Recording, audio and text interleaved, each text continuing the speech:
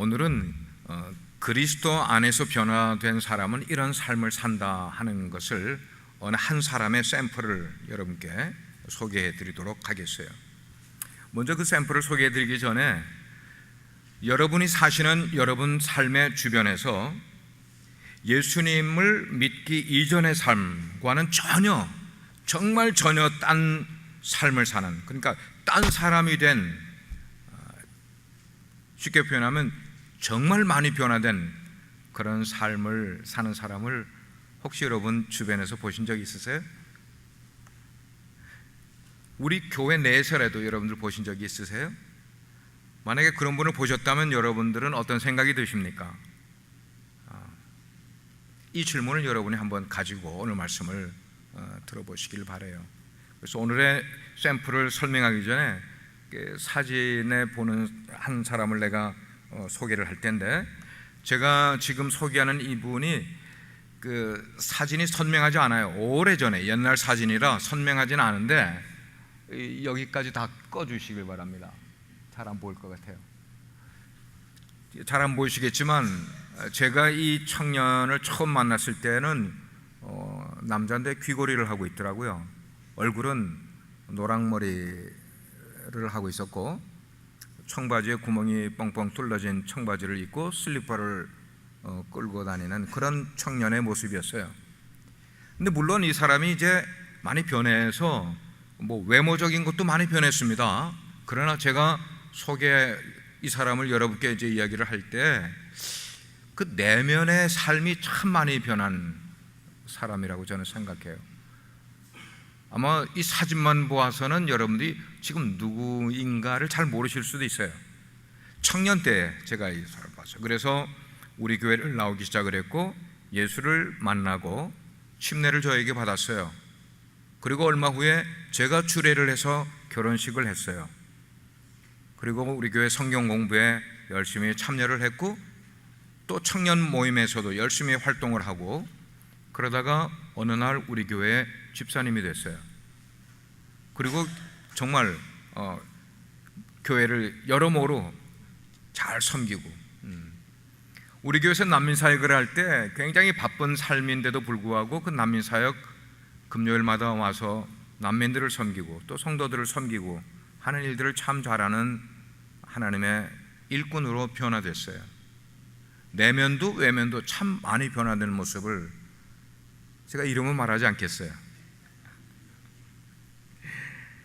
오늘 우리가 읽은 말씀을 보게 되면은 하나님께서 사울이라는 한 청년을 직접 찾아가 만나 주셨어요. 만나 주실 뿐만 아니고 그의 삶의 가치관을 터치를 할 때에 그 청년의 가치관이 변해버렸어요.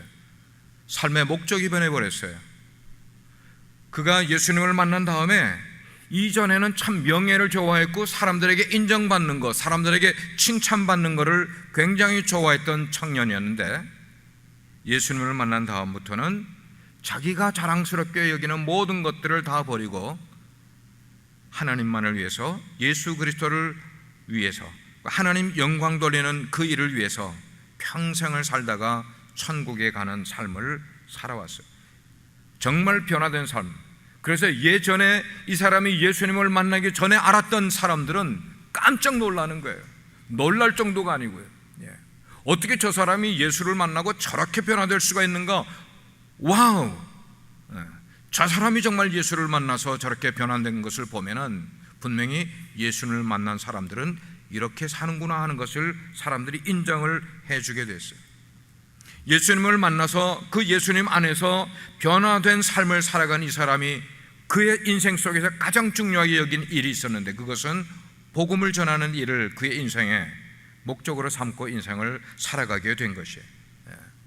그러면 그 사람이 이제 바울이 됐는데 이 바울이라는 사람은 그 복음을 누구로부터 소개를 받았고 어떻게 소개를 받았을까 하는 얘기를 여러분과 몇 가지로 나눠보도록 하겠어요. 우리가 어떤 사실을 알게 되는 데는 세 가지의 방법이 있어요. 모든 우리가 아는 지식은 이 세 가지의 방법이라는 카테고리 속에서 그 사실을 알게 되는 거예요. 첫째는 뭔가 경험을 통해서 알게 되는 거예요. 하나하나 부딪히면서 알아가는 거예요. 우리가 이민 생활할 때 아무것도 몰랐어요. 미국 생활. 근데 경험을 통해서 이민 생활을 배워가는 거예요. 유학생들 미국에 유학 왔을 때 언어도 문화도 다른 곳에서 하나씩 여기에 삶을 부딪혀 가면서 배워가는 거예요. 알아가는 거예요. 경험적으로 알아가는 것을 말하고 있어요. 그런가 하면은 경험하기 전에 이미 아는 것들이 있어요. 경험은 안 했는데도 아는 것들. 철학에서 이것을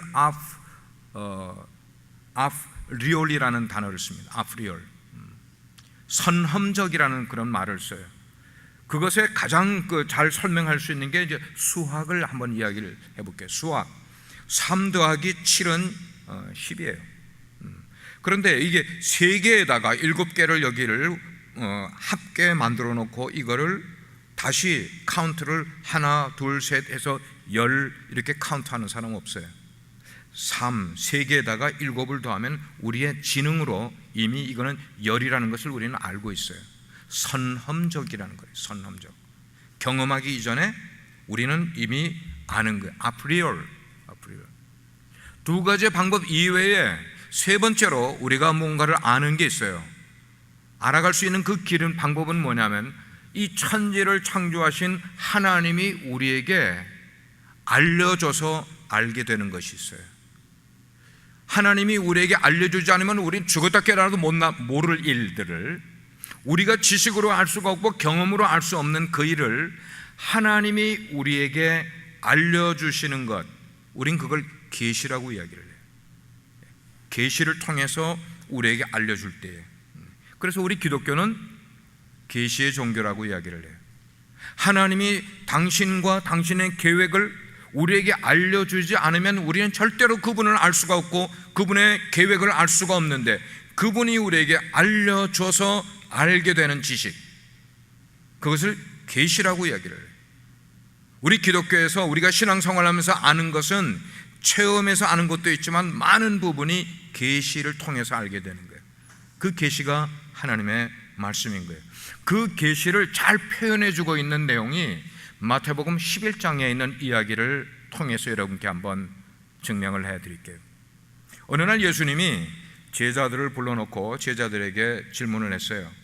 여보게들, 자네들이 나가서 전도를 하게 될 때에 나에 대한 것을 사람들에게 알려주는데, 그러면 그 얘기를 듣는 사람들이, 그리고 나를 믿으려고 하는 사람들이 나에 대해서 누구라고 알고 있는가 하고 질문을 했어요.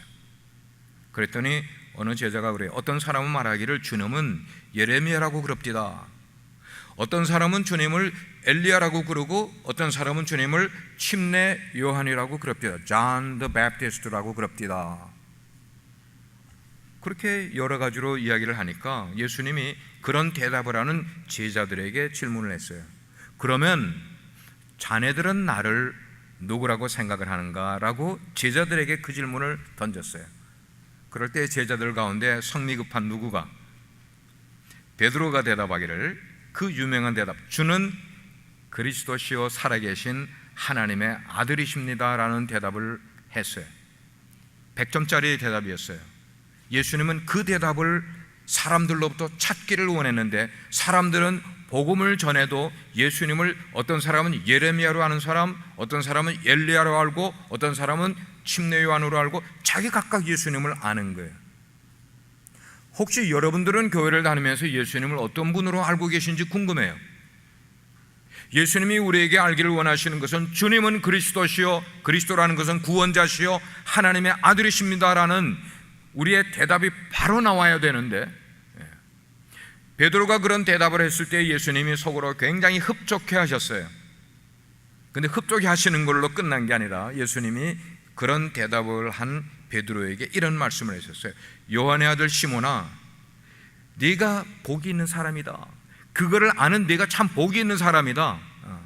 그러면서 네가 그 사실을 알게 된 것은 네 혈육 때문에 알게 된 것 아니고 유대인의 전통 때문에 알게 된 것 아니라는 거예요. 내 노력 때문에, 내 지식 때문에, 내 경험 때문에 알게 된 것 아니라 네가 지금 그런 고백을 할 수 있었던 것은 바로 하늘에 계신 아버지께서 네게 알게 해 주셨기 때문이라. 지금 이 대목이 중요한 대목 제가 이야기했어요. 내가 하나님의 아들이고 구원자라는 것을 알게 된 것은 선험적 지식도 아니고 경험으로 안 것도 아니라 하늘에 계신 아버지께서 너에게 알려줬기 때문에, 그게 뭔가 하면 계시해 줬기 때문에 네가 아는 것이다 라고 이야기를 하는 거예요. 그렇습니다. 우리는 가끔씩, 아주 가끔씩 하나님이 내게 알려주셔야만 어떤 거를 알 때가 있어요. 하나님이 나에게 그걸 알려주시지 않으면 내가 세상을 살아온 경험이나 지식으로는 도무지 알지 못할 일인데, 하나님이 그걸 나에게 알려주셔, 그리고 그 알려주셨을 때 그거를 경험하게 될 때가 있다는 거예요. 여기 결혼하신 남편들이 많이 계시잖아요. 여러분들이 결혼 생활을 몇 년을 하셨더라도 상관이 없어요. 그 남편들이, 여러분 대부분은 여러분의 아내를 완전히 알지 못하신다는 거예요. 여기 계신 아내들도 마찬가지예요. 여러분들이 남편하고 결혼 생활을 얼마나 하셨는지 모르지만 여러분이 아는 남편이 여러분이 다 알고 있는 것이 아닌 거예요. 쉽게 표현하면 남편의 뚜껑을 열어보기 전에는 그 속에 뭐가 들었는지 모른다는 거예요.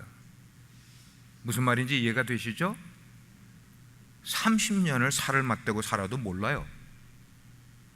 그러면 부부 사이만 그런가 하면 여러분의 자녀들을 한번 예를 들어 볼게요. 여러분의 자녀를 완전히 알고 계십니까? 몰라요. 몰라. 어린 아이 때도 잘 모르지만 티네이저를 지나는 여러분의 자녀를 보면은 우리 자녀들을 너무 몰라도 너무 몰라. 근데 알고 있는 것처럼 착각하니까 아무 일이 없는 거예요 지금. 가끔씩 우리 자녀들이 캘리포니아에 좀 문제가 많이 이제 그런 게 있는데, 마약도 하고 더 나쁜 것도 하고, 그리고 그래서 사건이 뻥 터져서 신문에 날 정도가 된 그 자녀들이 교회 다니는 아이들이었고 부모님들이 볼 때는 아무 문제가 없는 아이들이었는데 왜 그런 일이 생겨서 신문에 납니까? 모르는 거예요. 자녀들을 모르는 거예요. 이런 예를 들면 그래요. 어린아이, 아직도 말을 하지 못하는 우리 어린아이에게, 어린아이가 엄마에게나 아빠에게 물을 달라고 칭을 대는 거야. 물을 달라고 칭을 대는데 아빠가 지금 밖에서 들어오면서 아이에게 먹일 카스테라를 사가지고 왔어요. 아이는 지금 물을 먹고 싶어 하는데 그 입에다가, 아이의 입에다가 카스테라를 집어넣어주면서 이거 맛있는 거야? 이거 맛있는 거야? 아이의 의사는 몰라요. 아이의 마음은 몰라요. 카스테라를 넣어주면서 이거 맛있는 거야? 쑤셔 넣어주는 거야? 아이를 아는 거예요? 모르는 거예요? 모르는 거예요. 모르는 거예요. 나중에 아이가 자라서 어린 시절에 자기의 불편했던 점들을, 티네이저 시절에 이렇게 힘들었던 점들을 나중에 나이 들어서 이야기를 해주면 그때야 부모가 그때 그랬었니? 그때 그랬었니? 저도 그런 실수를 참 많이 했어요. 우리 자녀들에게. 내가 모르는 거예요. 제가 이렇게 지금 설명을 쭉 하는 이유는 내 몇십 년 동안 같이 살아온 남편과 아내도 잘 모르고 내가 낳은 내 자식이라는 자녀들도 잘 모르는 우리가 하물며 천지를 지으신 하나님을 우리 작은 두뇌를 가지고 어떻게 알겠냐는 거예요. 그거를 설명하기 위해서 지금 예를 들은 거예요. 여러분 하나님을 아십니까? 하나님을 아셔요? 여기 집사 직책 가지고 교회 얼마를 다녔든지 상관없어요. 여러분 정말 하나님 아시냐고요. 너무 많은 부분을 우리는 몰라. 그런데도 알려고도 안 하잖아. 솔직해지자 말이야. 하나님 앞에 나와서 가식하지 말고, 가면 쓰지 말고, 하나님 정말 저는 하나님 모릅니다. 경험적으로 알 수 있는 분 아니고 선험적으로 알 수 있는 것 아니고 하나님이 계시로 하나님이 나에게 알려주셔야만 알 수 있는 바로 그분, 그 계시를 알아야만 내가 알 수 있는데, 하나님 당신이 자기 자신을 열어서 자기 자신을 알려주시고 우리에게 보여주셔야만 우리가 알 수 있는 바로 그분, 그분을 알 수 있는 길이 뭐냐면 계시라는 거예요. 계시. 사도 바울은 자기가 만난 예수 그리스도, 그리고 자기가 지금 사람에게 전하는 복음, 그것이 계시라고 이야기를 하고 있어요. 지금 계시. 기독교는 계시의 종교예요. 한번 저를 따라 하십시다. 기독교는, 다시 한번, 기독교는 계시의 종교다. 사도 바울이 지금 그걸 우리에게 알려주려고 하는 거예요. 갈라디아 교회를 가보니까 교회는 다니고 있는데 죄다 하나님이 누구신지를 모르는 거예요. 복음이 무엇인지를 모르는 거예요. 그러면서 교회는 다니고 있는 거예요. 그러니까 교회에 거짓 선지자들이 들어오고 거짓 교사들이 들어왔는데 사람들이 교회를 다니면서 모르고 있는 거예요. 모르고 있는 거예요. 얼마나 안타깝겠어요. 11절 말씀, 우리가 읽은 말씀을 다시 읽어보면 그랬어요. 형제들아, 내가 너희에게 알게 하노니, 그 말은 너희들이 몰랐다 이거예요. 너희들이 모르는 너희에게 알게 하노니, 내가 전한 복음, 내가 갈라디아 교회 그리고 에베소 교회에 전한 그 복음은 사람의 뜻을 따라 된 것이 아니라, 사람에게 받은 것도 아니고 사람으로 배운 것도 아니고, 오직 그리스도 예수로 말미암아 내가 그 복음을 얻게 되었다. 그렇게 지금 이야기를 하는 거예요. 인간이 애를 쓰고 노력하고 그래서 도달하는 것이 복음이 아니라 하나님이 알려주셔야만 알 수 있고 하나님이 가르쳐 주셔야만, 보여주셔야만 알 수 있는 그것이 복음인데, 여러분들이 복음을 바로 받아야 된다. 세상에서 가장 복된 소식, 세상에서 가장 아름다운 소식, 다른 말로 하면은 하나님이 나를 사랑하시고 그래서 나를 위하여 당신의 목숨을 주시기까지 한 그 사랑을 알게 한 것은, 그 사랑을 만드신 하나님이 나에게 스스로를 보여주셨고 알려주셨기 때문에 우리가 알게 된 것이라고 말하고요. 이 엄청난 복음을 계시를 통해서 사도 바울이 알려주신 거예요. 사도 바울이 그걸 깨닫게 된 거예요. 그래서 성경은 The Book of Revelation, 계시의 책이라고 이야기해요. 하나님이 스스로 열어서 보여주신 책. 그러므로 성경을 모르면서 하나님을 안다고 하는 모든 사람들은 거짓말쟁이인 거예요. 성경을 모르면서, 계시로 기록된 성경을 모르면서 나는 하나님을 알고 있다고, 하나님을 믿는다고 하는 사람들 전부 거짓말쟁이라는 거예요. 어떻게 알아요? 어떻게 알아? 하나님이 알려주셔야만 알 수 있는 그분을 성경을 모르는데 어떻게 하냐는 말이에요. 지난 설교에서도 말씀드린 것처럼 사도 바울의 그 편지 속에 사도 바울이 가진 괴로운 문제가 있었어요. 그것은 소아시아 지역의 에베소 교회를 가고 갈라디아 교회를 가고 또 다른 게 데살로니가 교회를 가고, 그럴 때마다 사도 바울을 힘들게 하는 사람들이 있었어요. 그 힘들게 한 사람들은 바로 사도 바울, 너는 진짜 사도냐 아니냐? 사도는 예수님의 12 제자들밖에 없는데 왜 네가 사도라고 그러느냐 하는 그런 문제 때문에 사도 바울이 마음의 상처를 가지고 힘들었어요. 그런 이슈가 생길 때마다 사도 바울의 마음은 찢어지는 것 같은 아픔이 있었지만, 그러나 그런 아픔도 나를 택하신 바로 예수 그리스도, 그분을 믿는, 그분의 나를 부르신 그 소명에 확실한 믿음이 있었기 때문에 거기에 연연하지 않았어요.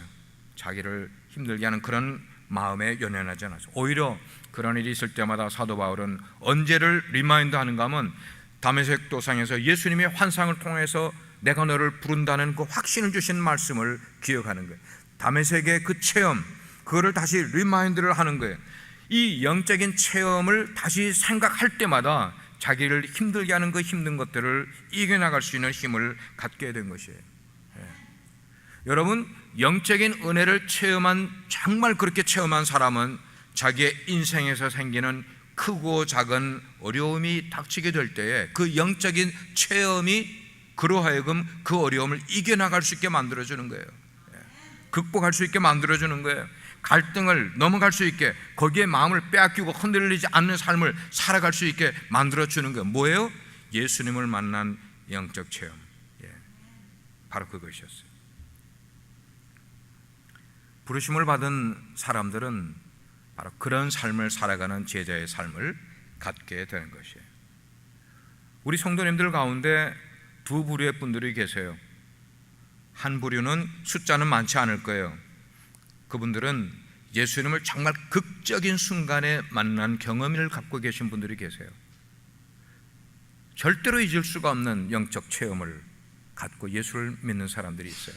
근데 또 여러분 가운데 많은 부분들은 그런 극적인 체험은 없어요. 그러나 교회를 다니기 시작을 하면서 설교를 듣고 성경을 알아가면서 서서히 예수님을 만난 분들도 계실 거예요.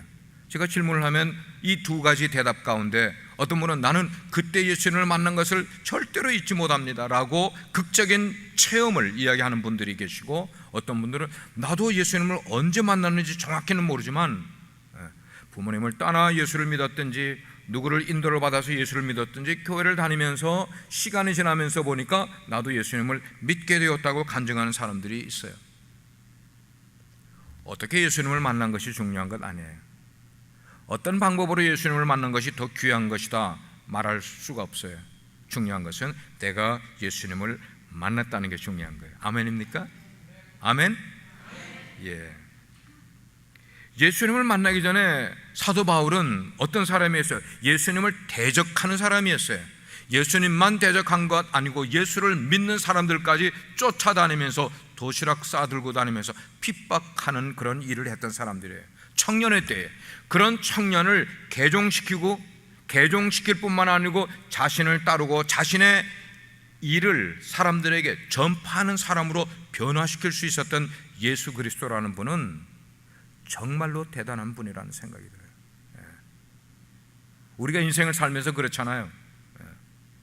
나하고 정말 반대의 길을 가는 그런 사람, 나를 싫어했던 그런 사람을 변화시켜서 나를 가까이 하게끔 할 뿐만 아니고 나를 지원해주는 사람으로 만들 수 있는 사람이라면 얼마나 영향력 있는 사람이겠어요, 그죠?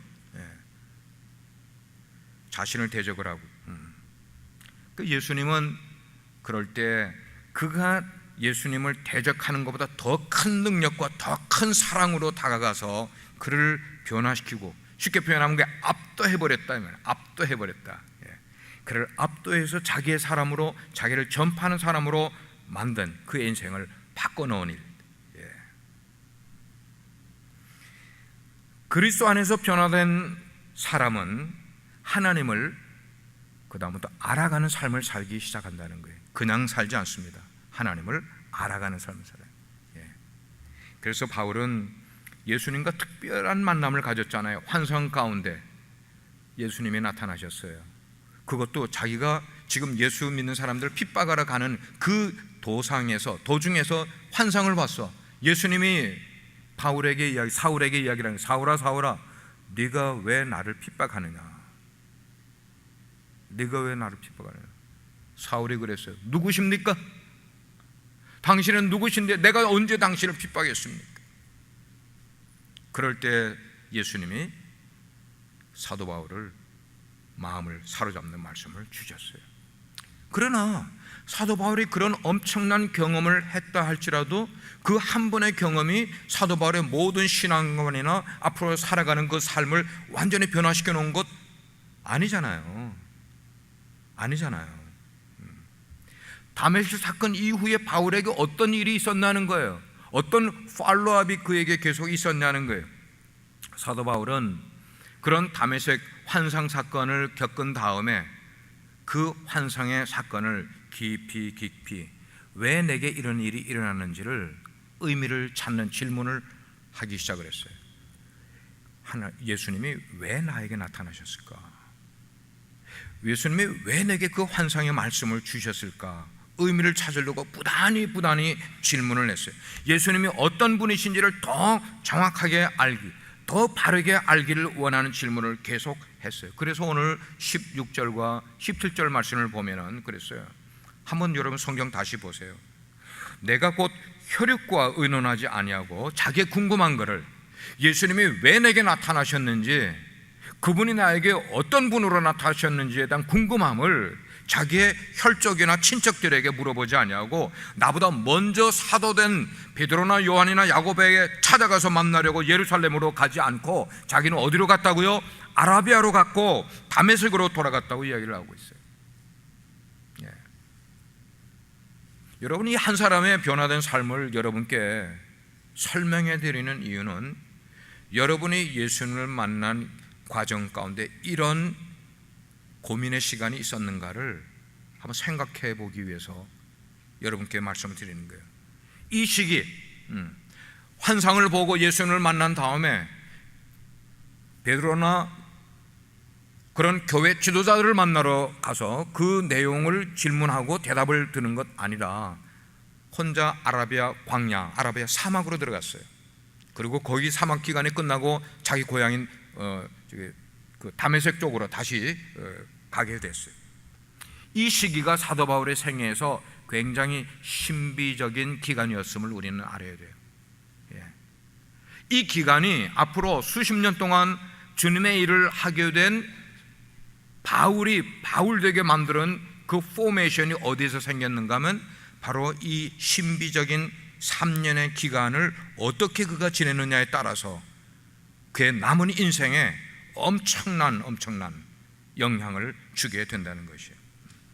예수님의 12 제자들은 날림 날마다 먹을 때도 잘 때도 예수님과 같이 동행하면서 지내지 않았어요?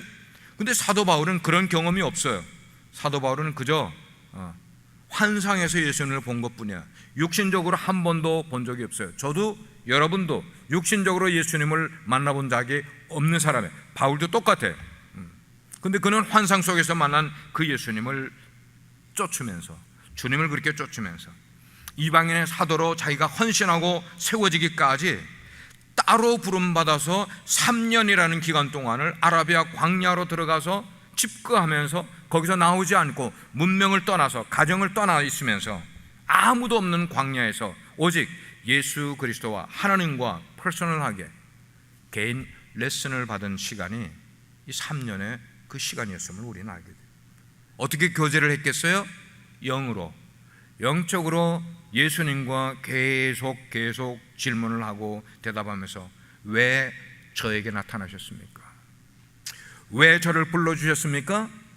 제가 무슨 삶을 살아가야, 어떤 삶을 살아야 나를 부르신 주님의 뜻에 맞는 삶을 살아가는 것입니까? 이 질문을 3년 동안 한 거예요. 3년 동안. 거기서 예수님이 주시는 말씀으로 자기 인생을 만들어 본 거예요. 그런 3년의 기간이 지난 다음에 그 다음에 나중에 베드로를 만나러 간 것을 우리는 알게 돼요. 사랑하는 여러분, 여러분들이 주일날 교회 오셔서 진리의 말씀을 한 번 듣는다고 그게 다 깨달아 주십니까?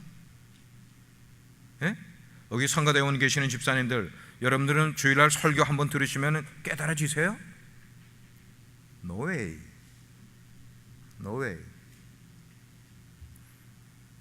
그렇게 쉬운 내용이라면 제가 1시간 준비해서 나오겠죠? 그런 이해하기 쉬운 거라면 제가 시간을 들여서 하나님의 말씀을 해석하려고, 바르게 강의하려고 애를 쓸 이유가 없어요. 그 말은 여러분들이 주일날 한번 오셔서 말씀을 듣게 될 때 대번에 깨달아지지가 않는다는 것을 아셔야 되는 거예요. 우리 안수 집사님 그러세요, 안 그러세요?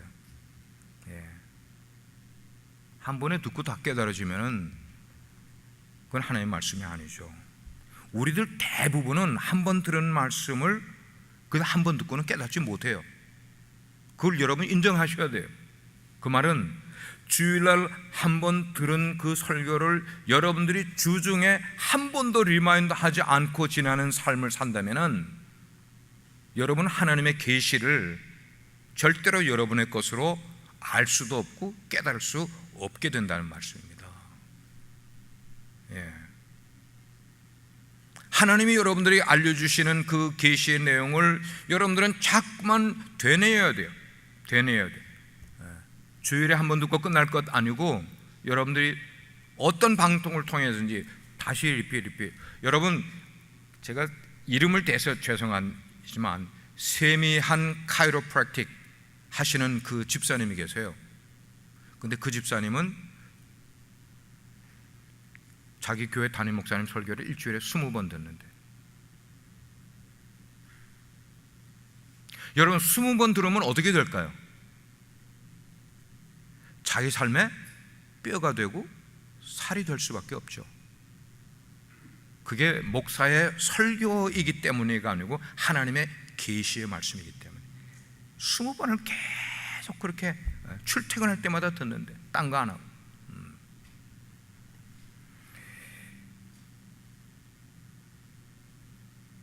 성경에 보면 베르야 사람이 나와요. 베르야 사람은 성경에 말하기를 그랬어요.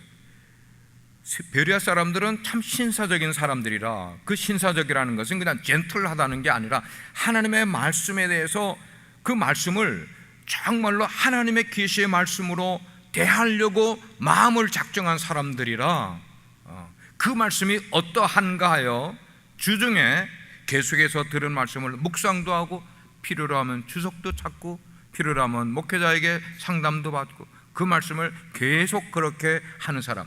그렇게 하니까 그들의 신앙이 하나님을 점점 더 깊이 알아가게 되고, 하나님을 깊이 알아가게 되면은 세상 사람들이 모르는 계시의 내용을 깨닫게 되니까 그들의 삶은 불편함이 없어지는 거예요. 근심이 없어지는 거예요. 하나님의 말씀을 많이 깨달은 그런 삶을 살아가는 사람은 인생의 문제가 그에게 스트레스가 되지 않는 거예요. 왜? 말씀이 그걸 다 소화시켜 주니까, 인생에서. 지난주 수요일날 주빌리 시간에 선교에 대해서 세 번째 토픽으로 나눴어요. 근데 제가 이제 담당을 했고, 왕영빈 선교사님이라고 우루과이에서 오신 선교사님 네 분이 참석을 해서 짧고 굵게 메시지를 전해주셨어요. 근데 그분이 메시지에 포인트를 준 단어가 뭔가 하면 가라, go라는 단어였어요. 마태, 마가, 누가, 요한복음에도 사도행전에도 예수님이 주신 말씀 가운데 마지막으로 가장 중요하게 주신 단어는 go, 가라는 단어였다. 그러면서 예수님이 70인의 제자들을 보내셨다고 이야기를 이제 하셨어요. 근데 목요일 날 우리 교회에 나오신 새 가족, 그래서 지난번에 멤버십을 했던 그 성도님 한 분이 저에게 카톡이 왔어요. 목사님, 선교사님이 어제 70인이라고 이야기를 했는데 제가 영어 성경을 보니까 72인으로 돼 있는데 어떤 게 맞는 거예요? 라고 질문을 해봤어요. 그러니까 70인이 맞는지 72인이 맞는지 보다 제가 그 성도님에게 박수를 쳐주고 싶은 것은 무언가 다르니까 그거를 프루프하기 위해서 목회자에게 질문했다는 것이, 여러분 관심 없으면 질문 안 해요. 우리 교회 집사님들이 저에게 전화해서 목사님 이건 어떤 겁니까? 이건 어떻게 됩니까? 질문 몇 년에 한 번 제가 질문 받아요. 그 뭔가 하면 관심이 없다고요. 주일날 말씀을 들어도 관심이 없고 주중에 묵상하지도 아니하고 그것이 그런가 이런가 프로파하려고 여러분들이 주석을 찾아본 적이 있습니까? 여러분들이 어떤 참고서를 찾아본 적이 있습니까? 어떻게 하나님의 계시를 내가 깨달을 수가 있겠냐고요.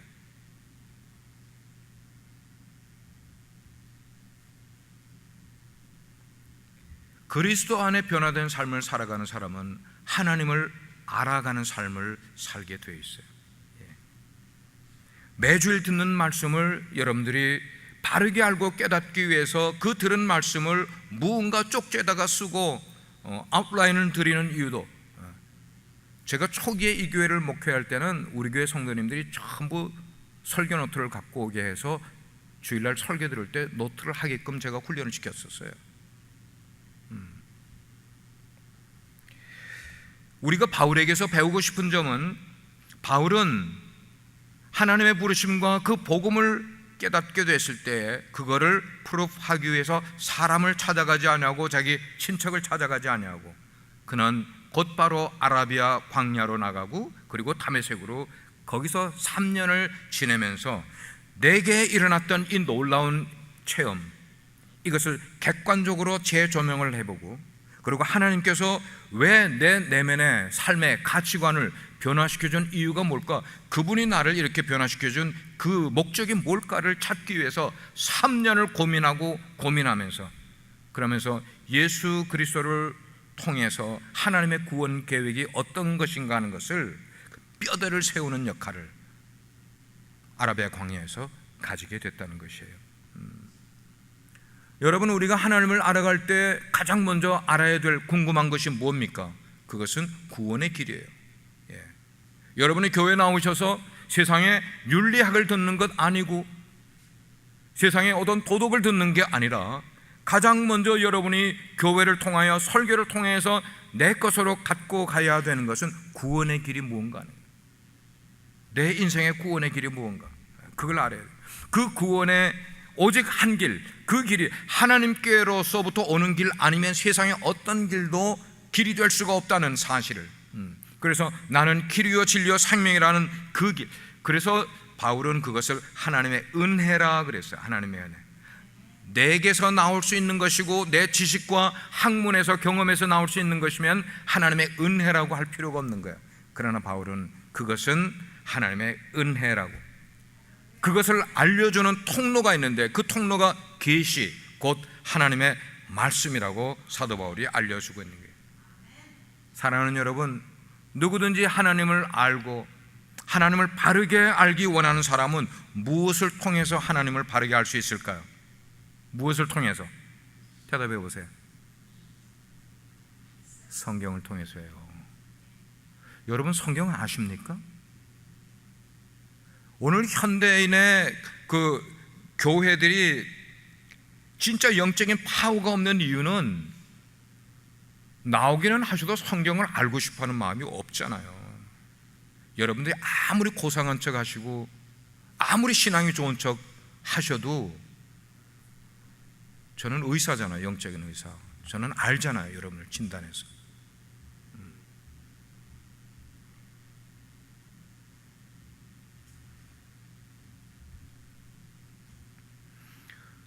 바울은 영적인 체험을 통해서 하나님의 아들을 만나긴 했어도 그 체험 하나를 평생 동안 울고 먹으면서 내가 한 번 경험한 것을 그렇게 하지 않냐고, 그는 계속해서 혼자 혹은 광야에서 그러면서 하나님과 특별한 만남을 계속 컨티뉴잉 하는 거예요. 계속 내가 직장을 다니면서 신앙생활을 하든지 비즈니스를 하면서 신앙생활을 하든지 그거는 그냥 늘 하는 거야. 그러나 내가 하나님을 알아가는 그 일은 내 잡하고 내 가정하고 내 일하고 상관없이 나는 계속해서 하나님을 알아가리라. 계속해서 나는 하나님을 알아가리라. 이런 열정과 궁금함이 여러분 가운데 있게 되면은 여러분의 인생의 삶이 얼마나 풍요로워질 수가 있겠네요. 아멘입니까? 한번 그거를 원하시는 분은 아멘 해주시길 바랍니다. 딴 데 아멘이 아니고 이런 거에서 아멘이 나와야 되는 거예요. 그냥 만나면 시시껄렁한 이야기, 정치 이야기, 스포츠 이야기만 하지 말고. 스포츠 하니까 이번 올림픽에서 감동 깊었던 것은 NBC 미국 TV에서 본 것 가운데 미국 여자 400m 계주, 100m씩 4명이 뛰는 계주가 있었는데 그 계주가 끝나고 나서 미국이 1등을 했어요. 금메달을 했어요.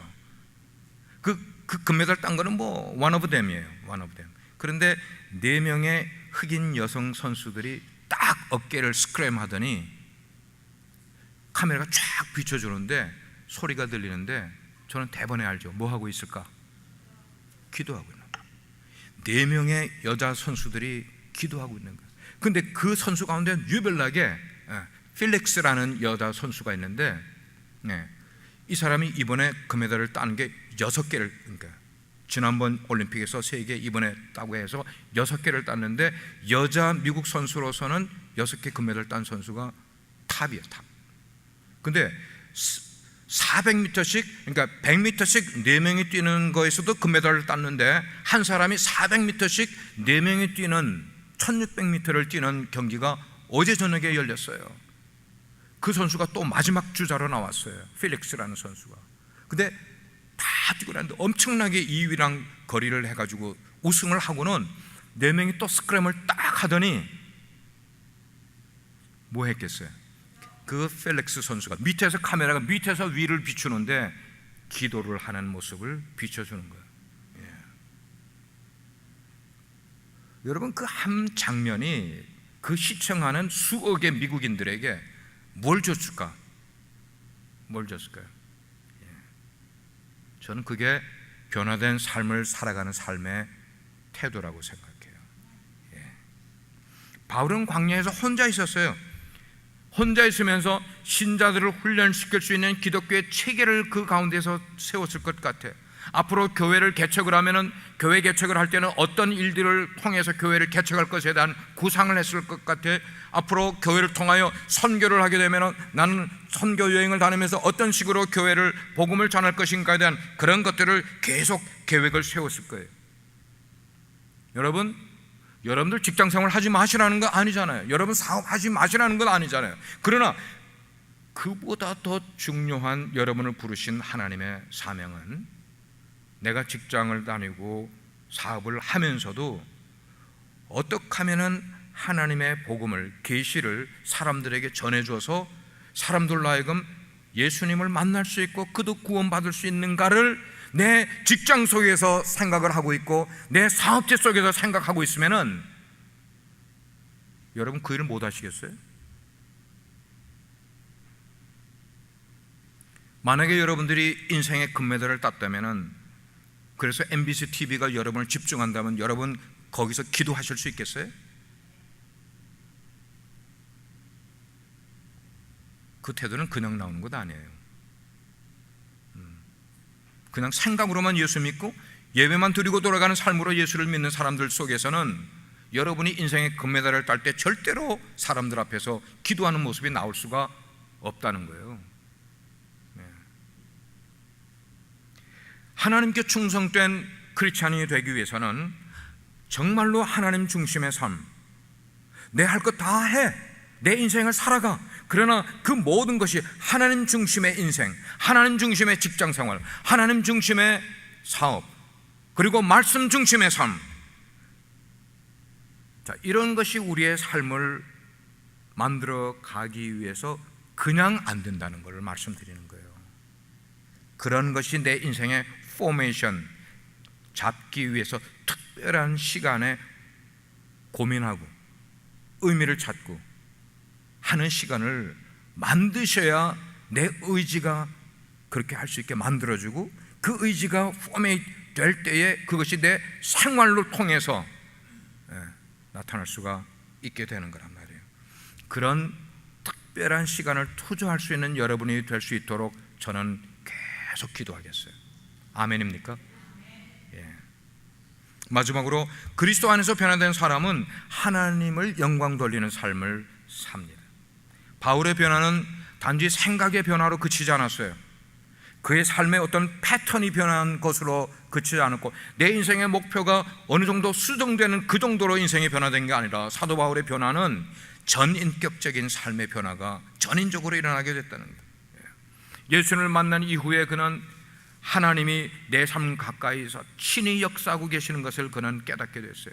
내 삶의 주인이 예수 그리스도, 내 삶을 다스리시고 지키시고 보호하시고 가이드하시고 내 세밀한 삶의 구석구석에까지 인도해 주시고 나를 이끌어 주시는 그 하나님임을 확신했고 그 확신한 그것을 사람들을 만날 때마다 내가 경험한 하나님을 사람들에게 이야기해 주기 시작을 하는 거예요.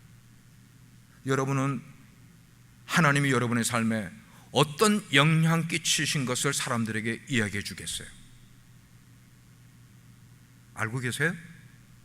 여러분의 삶에 어떤 영향을 주셨는가?